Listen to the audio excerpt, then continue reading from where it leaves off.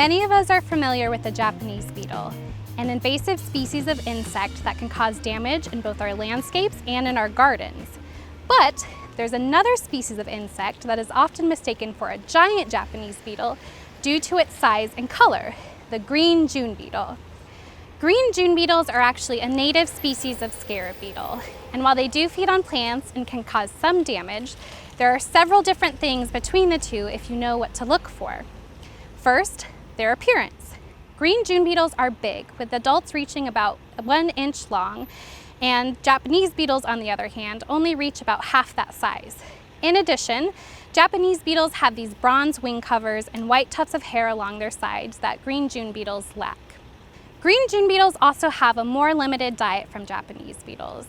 They mostly go after ripened fruits and ears of corn and don't cause as widespread damage as we see with Japanese beetles. So what do you do if you find green June beetles in your yard?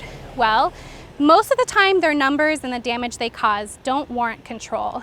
But if you need to, you can hand pick or net the adults and put them into a bucket of soapy water. There are also organic or synthetic chemical control options, but more often than not, those are not going to be needed with the green June beetle.